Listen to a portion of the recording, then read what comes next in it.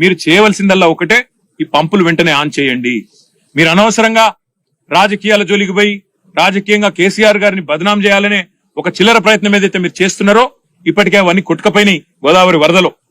ఇవాళ మీరు ఏమైతే అడ్డమైన మాటలు మాట్లాడినరో అవన్నీ తప్పుడు ప్రచారాలని చెప్పి ప్రజలకు అర్థమైపోయింది. అందుకే మేము అనేది, మీరు చేస్తారా పంప్ హౌస్ చాలు చేస్తారా చెయ్యరా తేల్చి చెప్పండి.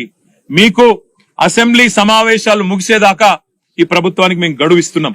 ఆగస్టు 2కు అసెంబ్లీ సమావేశాలు ముగుస్తా ఉన్నాయి.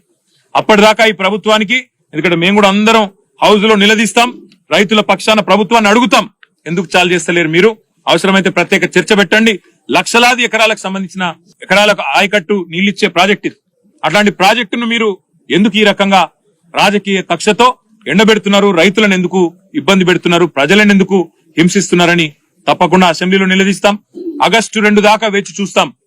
మీరు గనక ఆగస్టు 2 లోపల నిర్ణయం తీసుకొని పంపులు ఆన్ చేయకపోతే, నీళ్లు ఎత్తిపోయడం ప్రారంభించకపోతే 50,000 మంది రైతులతో మేము మా కేసీఆర్ గారి నాయకత్వంలో, మా పార్టీ నాయకత్వంలో మేమే వస్తాం, పంపులు మేమే ఆన్ చేస్తాం, రైతులకు ఎట్లా నీళ్లు ఇయ్యాలో చూపెడతామని చెప్పి కూడా మా పార్టీ తరఫున చెప్తా ఉన్నాం.